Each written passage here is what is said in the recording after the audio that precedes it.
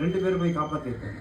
அதனால் நீங்கள் வந்து தெரிஞ்சுக்க வேண்டிய விஷயம் என்னன்னாக்கா எவாக்குவேஷன். இப்போ சார் சொன்னாங்க இல்லையா, டீமை நல்லா பிரிச்சிங்களா சொன்னாங்க இல்லையா. ஒரு இதில் வந்து ஒரு ஃபயர் ஆகுது அப்படின்னாக்கா என்ன பண்ணணும், ஒரு ஹாஸ்பிட்டல் ஹைரைஸ் பில்டிங்னாக்கா டீமை நாளாக பிரிச்சுக்கிறோம். ஃபஸ்ட்டு டீம் யார், இன்ஃபர்மேஷன் டீம் சொன்னாங்களே. இன்ஃபர்மேஷன் டீம் அவங்க என்ன பண்ணணும், இன்ஃபார்ம் பண்ணணும். உங்களுக்கு வந்து டு பி ப்ரோட்டோகால். உங்களுக்கு ஃப்ளோர் மேனேஜர் இருப்பாங்க இல்லையா, சூப்பர்வைசர் இருப்பாங்க, ஃப்ளோர் மேனேஜர் இருப்பாங்க. எடுத்தோன்னே நீங்கள் உங்கள் எம்டிக்கு பேச வேண்டிய அவசியம் கிடையாது. என்ன, ஒரு எலக்ட்ரிக்கல் ஃபயராக இருக்கும், சுவிட்ச் போர்டு ஃபயராக இருக்கலாம், சரிங்களா. அப்போ ஜஸ்ட் இன்ஃபார்ம் பண்ணுறீங்க. உடனே என்ன பண்ணுறாங்க, டீமை நல்லா பிரிக்கிறோம். இன்ஃபர்மேஷன் டீம் என்ன பண்ணுறாங்க, ஃபயர்னு சொல்கிறீங்க. உடனே ஃபயர் ஃபைட்டிங் டீம் என்ன பண்ணுறாங்க, அங்கே ஒரு எக்ஸ்டென்ஷன் ஆப்ரேஷன் இருக்குது, சொல்லி கொடுத்தாங்களா, பாஸ் சொல்லி கொடுத்தாங்களா, full aim base of fire squeeze then sweep சொன்னாங்களா, பாஸ் சொல்லி கொடுத்தாங்க இல்லையா. அப்போ யார் ஃபயர் டீம் போய் என்ன பண்ணுறாங்க, ஃபயர் ஃபைட்டிங் பண்ணுறாங்க, ரைட்டா. இன்ஃபர்மேஷன் டீம் இன்ஃபார்ம் பண்ணிட்டாங்க.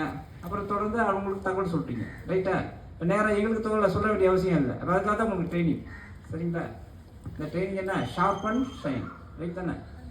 நீங்களே ஏற்கனவே வைரமாக இருக்கீங்க, நாங்கள் என்ன பண்ணுறோம், உங்களை வந்து பட்டை தீட்டுறோம், சரியா. சின்ன சின்ன இதெல்லாம் தெரிஞ்சுக்கிறதுக்காக தான். அதுக்காக இந்த ட்ரைனிங் இப்போ உங்கள் ஹாஸ்பிட்டலில் அரேஞ்ச் பண்ணியிருக்காங்க, சரிங்களா. எக்ஸ்கியூஸ் இப்போ வந்து ஹவு டு ஆப்ரேட்னு உங்களுக்கு தெரியும், ரைட் தானே. அப்போ இன்ஃபர்மேஷன் டீம் இன்ஃபார்ம் பண்ணுறாங்க. ஃபயர் டீம் என்ன பண்ணுறாங்க, ஃபயர் ஃபைட்டிங் பண்ணுறாங்க. ரெஸ்கியூ டீம் அவங்க வந்து என்ன பண்ணணும், தேடணும். இப்போ பிஎம்எஸ் வந்து அவங்களுக்கு பயோமெட்ரிக் சிஸ்டம் உள்ளே வரப்போ இப்போ 200 பேர் வந்திருக்கீங்க, உங்கள் ஸ்டாஃப் வந்திருக்காங்க அப்படின்னாக்கா அசம்பிள் பாயிண்ட்ல வந்து என்ன பண்ணுறாங்க, 200 பேர் சரியாக இருக்காங்களா அப்படின்னு செக் பண்ணுறாங்க. 2 பேர் சொல்லாமல் போயிருப்பாங்க, 2 பேர் பாத்ரூமில் இருப்பாங்க, சரிங்களா. அல்லது இப்போ உங்கள் இதுவே பார்த்தீங்கன்னாக்கா இப்போ ஹாஸ்பிட்டல் இருக்குது, 2 பேர் என்ன மயக்க நிலையில் இருக்கலாம், சரிங்க. அப்போ வந்து நம்ம வந்து என்ன பண்ணணும், உள்ளே வந்து 230 பேர் இருக்காங்கனாக்கா அசம்பிள் பாயிண்டில் வந்து இப்போ 227 பேர் தான் இருக்காங்கன்னா, ஒருத்தர் வந்து என்ன டிஸ்சார்ஜ் ஆகி போயிட்டாங்க, சரியா. இன்னும் 2 பேர் கிரவுண்ட் ஃப்ளோர் பண்ணிட்டாங்க அப்படின்னு செக் பண்ணணும். அப்போ நான் டீமை 4 பிரிக்கிறோம். ஒரு டீம் யார், இன்ஃபர்மேஷன் டீம் சொல்லுங்கள். அவங்க இன்ஃபார்ம் பண்ணுறீங்க, டு பி ப்ரோட்டோகால், சரியா.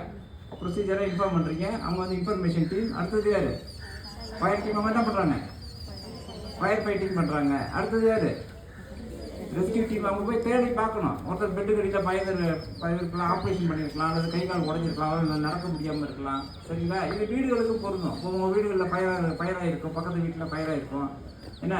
இப்போ அந்த மாதிரி என்ன பண்ணலாம், இப்போ குழந்தை இருக்குனாக்கா குழந்தைய வீட்டில் வச்சுட்டு என்ன பண்ணியிருக்கலாம், கடைக்கு போயிருக்கலாம். அல்லது ஒரு வயசானவர் இருப்பார், அவரால் எந்திரிக்க முடியாமல் இருக்கும், ஏதோ ஆப்ரேஷன் பண்ணியிருப்பார், நடக்க முடியாதவங்க இருப்பாங்க, ஊனமுற்றவர் இருப்பாங்க. அப்போ நீங்கள் ரெஸ்கியூ டீம் என்ன பண்ணுறீங்க, ஊர்லேயே இப்படி ஒரு ஃபயர்னாக்கா என்ன பண்ணுறீங்க, ஃபயர் சர்வீஸ் தகவல் சொல்கிறீங்க. ஊரில் இருக்கவங்க என்ன பண்ணுறாங்க, ஃபயர் ஃபைட்டிங் வந்து பண்ணுறாங்க, இளைஞர்கள்லாம் ஃபயர் ஃபைட்டிங் பண்ணுறாங்க, ரைட் தானே. அப்போ இன்ஃபார்ம் பண்ணிட்டீங்க. ஃபயர் சர்வீஸ் வந்துக்கிட்டு இருக்குது. இப்போ ஒரு இடத்துல ஃபயர் ஆகுதுனாக்க, இப்போ சோமரசம்பேட்டையில் ஃபயர்னா இப்போ நாங்கள் இங்கேருந்து போகிறதுக்கு ஒரு 10 நிமிஷம் ஆகிடும், ரைட் தானே.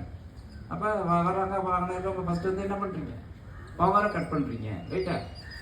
பவரை ஃபஸ்ட்டு கட் பண்ணிடுறீங்க. அப்புறம் என்ன பண்ணுறீங்க, ஒரு கூரை வீடு ஃபயரோ என்ன ஃபயரோ, இப்போ இங்கே உங்கள் சுவிட்ச் போர்டு எரியலாம். அப்போ என்ன பண்ணலாம், எக்ஸ்கியூஸ் எடுத்து ஆப்ரேட் பண்ணலாம். தண்ணி எடுத்து ஊற்றினா என்ன ஆகும், கண்டக்டிவிட்டி ரிட்டர்ன் சப்ளை ஒரு அடிப்பட்டு நம்ம இறந்து போயிடும், சரியா. அதனால் ஃபஸ்ட்டு என்ன பண்ணணும், பவரை கட் பண்ணணும். இந்த எக்ஸ்கியூஸில் வந்து பவர் இருக்கிறது நம்ம ஆப்ரேட் பண்ணுறோம், ரைட்டா. அப்போ வந்து என்ன பண்ணுறோம், ஃபயர் டீம் வந்து ஃபயர் ஃபைட்டிங் பண்ணுறாங்க. இன்ஃபர்மேஷன் டீம் இன்ஃபார்ம் பண்ணிட்டீங்க. 3வது ஆள் யார், ரெஸ்கியூ டீம் மீட்பு பண்ணிக்கிறாங்கன்னு இருக்கவங்கள பார்க்குறீங்க, ரைட்டாக. புகையில் நம்ம முகத்தை கொடுக்கக்கூடாது, சரியா. அவங்க ரெஸ்கியூ டீம் வந்து அவங்க பார்க்குறாங்க. அடுத்தது சால்வேஜ்னு ஒரு சிஸ்டம் இருக்குது.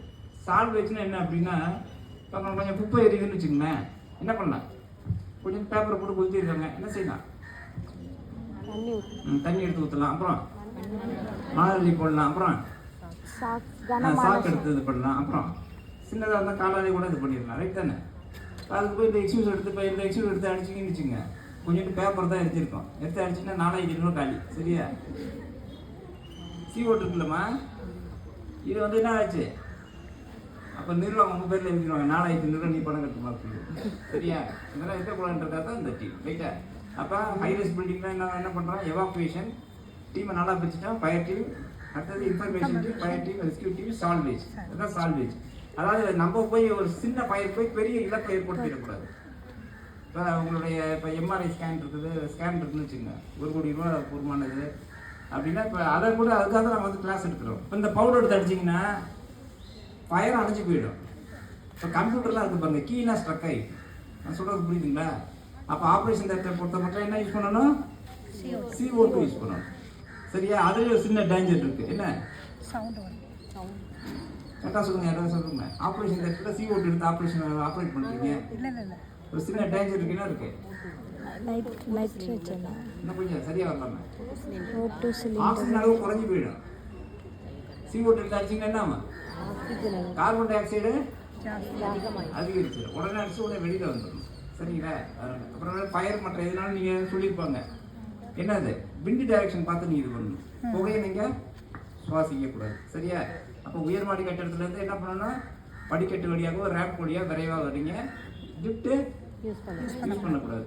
இதை மாட்டு இருக்கா? அதே மாதிரி இப்போ உங்களுடைய கிச்சன்லலாம் வந்து இண்டக்ஷன் ஸ்டவ் வச்சுருக்கீங்க. சரியா? அதே மாதிரி வந்து என்ன பண்ணுறீங்க? செல்லில் பேசிக்கிட்டே இருக்கீங்க.